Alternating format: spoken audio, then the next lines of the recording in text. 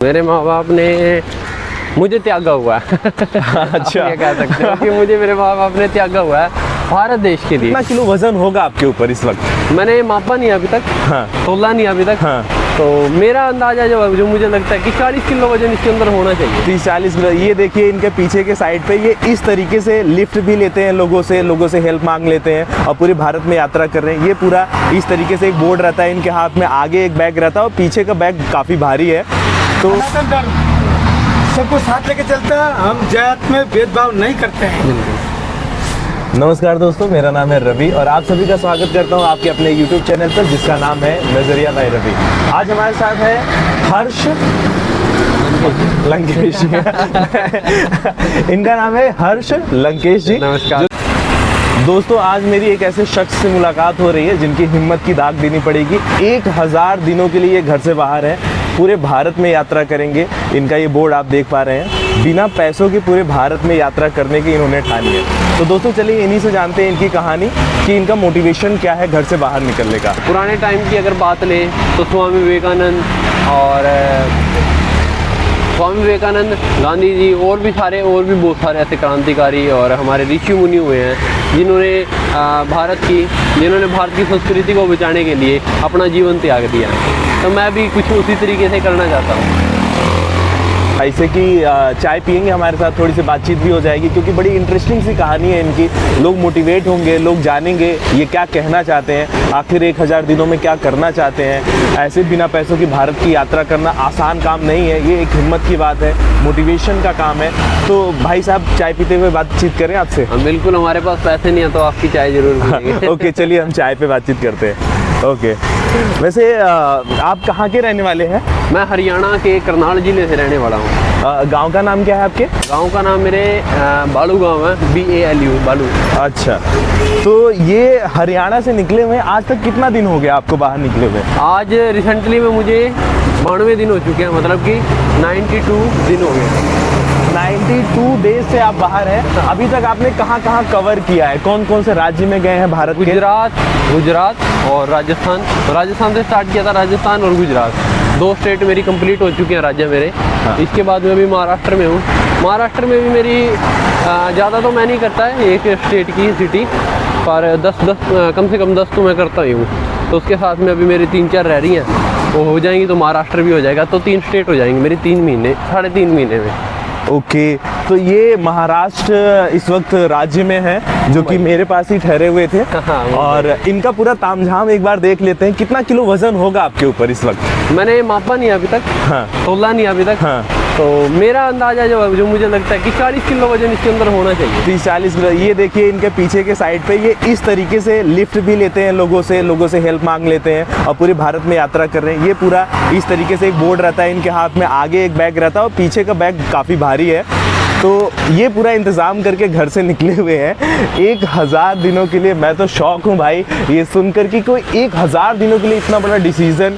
क्या आपके माँ बाप का साथ है इस डिसीजन में? फुल, मेरे माँ बाप ने मुझे त्यागा हुआ है। अच्छा, ये कह सकते हो कि मुझे मेरे माँ बाप ने त्यागा हुआ है भारत देश के लिए। क्योंकि मेरे जो परिवार वाले हैं, हाँ। मेरे दादाजी जो हुए हैं वो भी आर्मी से रिटायर्ड हैं।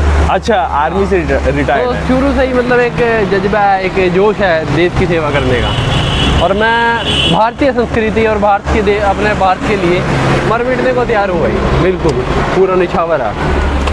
ओके, ये बहुत बड़ा गट्स की ज़रूरत है, बहुत बड़े गट्स की ज़रूरत है। कोई 3 साल का रिस्क ले रहा है और बहुत अच्छी बात है कि आप भारतीय संस्कृति को प्रमोट कर रहे हैं कि पहले क्या था और अभी क्या होता जा रहा है, वेस्टर्न कल्चर किस तरह से घुस रहा है। खैर, ये अपनी अपनी एक बात होती है। चलिए इसके आगे की बात हम करते हैं बैठकर चाय पी के। चाय पीते हुए। एक चाय का कप जो 10 रुपये का आता है दोस्त, हाँ, मेरा जो एक्सपीरियंस रहा है, चाय का कप 10 रुपये का आता है पर वो 10 लाख रुपए की बात सुना देता है।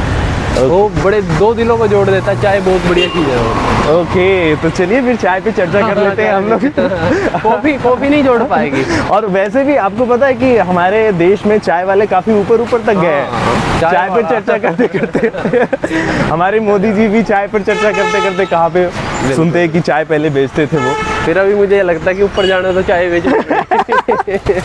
अभी सारे धंधे छोड़कर चाय पे फोकस करना चाहिए। चलो अच्छी बात है। और चाय पीने का भी मजा होटल में नहीं है, हाँ। छपरी पे है, छपरी पर है। हाँ, छपरी बोलते उसको, छपरी पर। उस मौके पे ऐसी ऐसी बातें हो जाती है जो कि एक राज्यसभा में नहीं होती। सही बात है, चाय पे जब डिस्कशन करने लोग बैठते और हैं। जो चाय बेचता है हाँ। उसको पूरे शहर की नॉलेज रहती है। हाँ हाँ बढ़िया वाली, कभी भी चले जाना आप किसी भी चाय वाले के पास में, किसी नाई के पास में, बार्बर के पास, हाँ। उसके पास पूरे शहर की खबर रहेगी। ओके। वो बढ़िया मूवमेंट है। वहाँ पे जाओ इतवार को, चाय पियो 10 रुपए की और हज़ारों रुपए की खबर ले आओ। इतवार ये को तो आने की जरूरत नहीं बहुत है। अच्छी बात बता दी भाई ने। तो खैर हम भी चलते हैं, चाय पे डिस्कशन करेंगे। बिल्कुल। चलिए। ज़्यादातर तो मेरा फोकस रहता है कि स्कूल में और कॉलेज में, यूनिवर्सिटीज़ में प्रोग्राम करें, बच्चों को बताएं इसके बारे में, क्योंकि अपनी नींव रखनी बहुत ज़्यादा ज़रूरी है। तो मैंने आपको बताया ना कि वेस्टर्न के बारे में भी बताएं और अपनी भारतीय संस्कृति के बारे में बताएं, दोनों का डिफरेंस बताएं और उनको ऑप्शन दे दें, भाई आप इनमें से कुछ भी चूज़ कर सकते हैं। अच्छी कौन सी है वो आपके ऊपर डिपेंड करता है, आपने देखना है। और भारतीय इसका संदेश मैं जो देश को देना चाहता हूँ, यही देना चाहता हूँ कि जितना हो सके ज़्यादा से ज़्यादा अपनी भारतीय संस्कृति को अपनाएं, क्योंकि इसके अंदर कुछ भी चीज़ की कमी नहीं है। आप पहनने में देख लो, खाने में देख लो, और वही घूमने फिरने में देख लो, बोलचाल में देख लो, प्रेम भाव में देख लो, संस्कारों में देख लो, कहीं कमी नहीं है। हम तो पेड़ों को भी भगवान मान लेते हैं, तो पत्थर को भी भगवान मान लेते हैं, सभी चीज़ को भगवान मानते हैं। हम तो किसी को नुकसान ही नहीं पहुँचाएंगे। सनातन धर्म का मतलब यही है कि सनातन का मतलब यही है कि जो भी इंसान धरती पे आया है वो हर सनातनी है। बराबर। Very good. और ये हमारे हिंदुस्तान की संस्कृति है। ये हमारे हिंदुस्तान संस्कृति है, सनातन धर्म सबको साथ लेके चलता है। हम जात में भेदभाव नहीं करते हैं। वो उनकी दुकान चला है, मतलब हम सनातन धर्म वाले तो अपनी दुकान नहीं चलाते, हम अपनी धर्म की दुकान चलाते हैं। हम एक है, सब अपनी माँ की कोख से पैदा हुआ है, कोई अलग नहीं है, सब बराबर है। और एक और बात मैं बोलना चाहूँगा इसमें, बहुत बड़ी बात है, जो मेरा 92 दिन का एक्सपीरियंस रहा है उसके अंदर मैंने एक चीज़ अपनाई है कि सिर्फ सनातन धर्म है। मैं देखता हूँ सिर्फ सनातन धर्म को, सनातनी लोगों को मैं देखता हूँ जो कि इस धरती के ऊपर है, जो हमारे ज़्यादातर हमारे भारत के अंदर है। अगर मैं इस चीज़ को देख के चलता हूँ तो मुझे ना तो कोई हिंदू दिखता है, ना कोई मुस्लिम दिखता है, ना कोई जैन, ना कोई बौद्ध, मुझे सिर्फ इंसान दिखता है, अपने भारतीय इंसान दिखता है। और मैं सबको बराबर लेके चलता हूँ।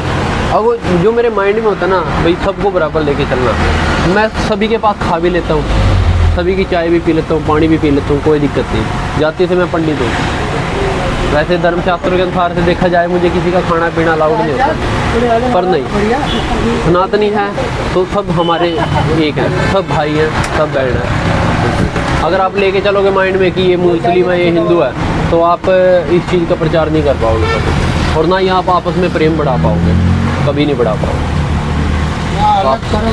तो आपको एक मान के चलना पड़ेगा, तब जाके आप लोगों को प्यार दे सकते हो, प्यार को बढ़ावा दे सकते हो, अपनी संस्कृति के बारे में बता सकते हो, या और भी बहुत सारी चीज़ें। तो जैसे कि जब आप घर से पहली बार निकले, जब ये इतना बड़ा डिसीजन लेने के लिए आपको घर पे तो बताना ही पड़ेगा, तो घर वाले एग्री है पूरे? हाँ बिल्कुल एग्री है। क्या है कि मैंने जो यात्रा करने का विचार किया था, आज से 1 साल पहले किया था।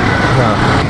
तो जो ये भारतीय संस्कृति का मुद्दा लेकर पूरे देश में आप घूमना चाह रहे हैं, लोगों को क्या अवेयर करना चाहते हैं, मतलब कि ऐसा क्या कहना चाहते हैं लोगों से कि आपसे वो मोटिवेट हो, या फिर वो जो कल्चर है हमारा, जो भारतीय संस्कृति है, उसको अपनाएं?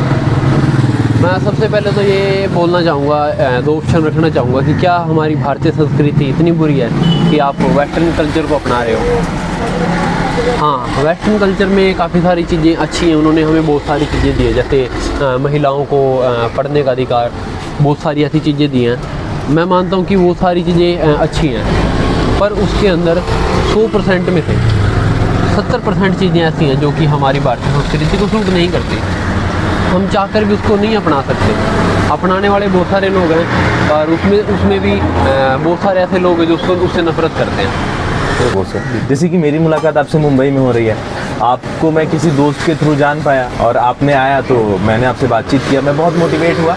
मेरा खुद का यूट्यूब चैनल था तो मैंने आपके लिए एक वीडियो बना लिया कि भाई मैं इस तरीके से आपकी हेल्प कर सकता हूँ।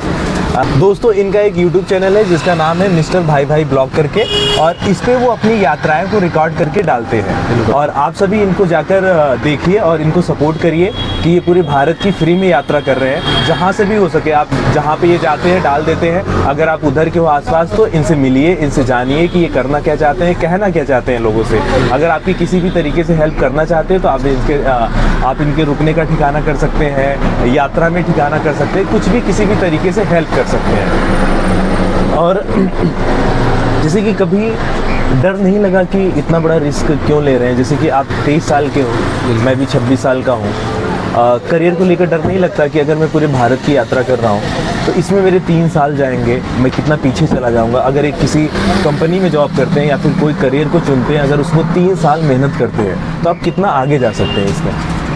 हाँ, मैं उस चीज़ के लिए भी बोलना चाहूँगा कि जॉब तो दुनिया कर रही है, हाँ, पैसा भी दुनिया कमा रही है। हाँ। कितने लोग हैं जो हमारे भारत देश के लिए काम कर रहे हैं। तो आपकी लाइफ में अगर पैसा ना हो तो आप संतुष्ट हैं? मैं संतुष्ट। पैसा कितना मायने रखता है? मैं पैसे को मैं अहमियत देता ही नहीं, सही बताऊँ तो। अच्छा, मैं पैसे को अहमियत नहीं देता, मैं देता हूँ कर्म को अहमियत। आपने मान लो आपकी इच्छा है कि मैं इतने पैसे कमाऊँ, ये कमाऊँ, वो कमाऊँ। मैं कहता हूँ कि आप ना सिर्फ अपना कर्म करो, करते रहो लगातार। जो भी आपको काम मिला है, मान लो एक बच्चे को ले लेते, स्कूल का जो भी काम मिला उसको निपटा दे भाई, कर दे उसको। काम हो गया, फ्री बैठ जाओ, कोई और काम अलग से ले सकते हो आप। तो वो सक्सेसफुल है, वो आपका रिजल्ट जो आएगा 1 साल बाद वो ऑटोमेटिक आ ही जाएगा, आपने जो मेहनत करी है। तो मैं कहता हूँ कि पैसे के पीछे मत भागो दोस्तों, कर्म के पीछे भागो, अपनी मेहनत के पीछे भागो। तो मैं अपनी मेहनत के पीछे भाग रहा हूँ और मुझे नहीं लगता कि मुझे पैसे के पीछे भागना चाहिए। आपको ये सवाल कभी नहीं आया कि एक इंसान कितना चेंज कर सकता है? हाँ। अगर आपने जो पहल करना है, आप पहल कर रहे हो, संस्कृति का प्रचार कर, आप किस हद तक इम्पैक्ट ला सकते हो पब्लिक लाइफ में, लोगों की जीवन में, कि मतलब उनको क्या समझा के सिखा के छोड़ सकते हो? आपको डर नहीं लगता कि यार अकेला इंसान क्या ही करेगा? बिल्कुल। कभी भी किसी ने भी यात्रा स्टार्ट करी है या किसी ने भी मान लो लोगों को अवेयर करने की कोशिश की, तो हमेशा अकेला ही चला है। गांधी जी अकेले चले थे, स्वामी विवेकानंद जी अकेले चले थे। उनका आज आपको नाम भी पता है। मैंने नाम लिया गांधी जी, आपके माइंड में आ गया चश्मे वाला एक बुजुर्ग आदमी। मैंने स्वामी विवेकानंद का नाम लिया, भगवा चोला धारण किए हुए एक 37 साल का लड़का, जिसकी 37 साल की उम्र में डेथ हो गई थी, जिसने 15 साल की उम्र में ही ये प्रचार करना स्टार्ट कर दिया था। तो उन्हें भी डर नहीं लगा था। आपका मोटिवेशन क्या रहा ये सब चुनने का? ये मतलब कैसे आए, किसको देखकर, किसी से इंस्पायर होकर आए, किसी को देखकर आए? तो वो कौन था? अगर कोई था तो कौन था? तो वो मैं अपनी वीडियोस में काफ़ी बार मैं ये बातें बोलता हूँ कि मैं जब आर्मी की तैयारी करता था, हाँ, मैं आर्मी की तैयारी करता था। मेरे दादाजी वो भी आर्मी से रिटायर्ड हैं। तो शुरू से ही एक देश भावना का मतलब कि शुरू से ही देश की सेवा करने की भावना रही है मन में, हमारे परिवार में। तो मैं जैसे रनिंग कर रहा था, मेरा लास्ट चांस था, मैंने 2-3 बार ट्राई किया, मेरे से हुआ नहीं, लास्ट चांस था, तो मैं गिर पड़ा रास्ते में। तो वहाँ के एक कमांडर थे, उन्होंने मुझे बोला कि आप बाहर आ जाएं और आपसे नहीं होगा, क्योंकि जो ग्रुप है वो बहुत आगे चला गया है। मैं फिर उठ रहा, मैं फिर गिर रहा, क्योंकि चोट लग गई थी मुझे, मेरे गोड्डे मतलब जो मेरे घुटने होते हैं वो सारे मतलब छिल गए थे। तो उन्होंने मुझे उठा के साइड में मुझे बिठाया, मैं रोने लग गया वहाँ पे। रोते रोते फिर उन्होंने मुझे बोला कि यार कोई बात नहीं, फिर नेक्स्ट बार ट्राई कर लेना अगली बार। मैंने उनको बोला कि मेरा लास्ट है, अगली बार मैं हर हद में लगना चाहता हूँ, मतलब आर्मी में जाना चाहता हूँ। तो उन्होंने मुझे बोला कि भाई ज़रूरी नहीं है कि आप देश के बॉर्डर पे या देश के बाहर रह के आप देश की सेवा करो, आर्मी में रह के आप देश के अंदर रह के भी सेवा कर सकते हैं। क्योंकि जब तक देश अंदर से मजबूत नहीं होगा ना, तो बाहर से कितना भी उसको सिक्योरिटी रखो तो उसका कोई बेनिफिट नहीं है। तो उन्होंने मुझे यही बात बोली थी कि आप अपने देश के लिए देश के अंदर रह के कुछ काम कर सकते हो, जिससे आपकी भारतीय संस्कृति और आपका भारत देश मजबूत हो। तो आपका मोटिवेशन वहाँ से आया? मेरा मोटिवेशन वहाँ से आया, और इसके बारे में बहुत कम लोगों को, मेरे घर वालों को भी नहीं पता इस बारे में। अच्छा, तो आज शायद पहली बार बता रहे हैं आपके सामने, मतलब दूसरों के सामने सोशल मीडिया पहली बार बता रहा हूँ। मैं अपनी वीडियो में एक आधी बार बता देता हूँ, पर लोग उसके ऊपर ना गौर नहीं करते होंगे, शायद मुझे पता है। बचपन कैसा रहा आपका?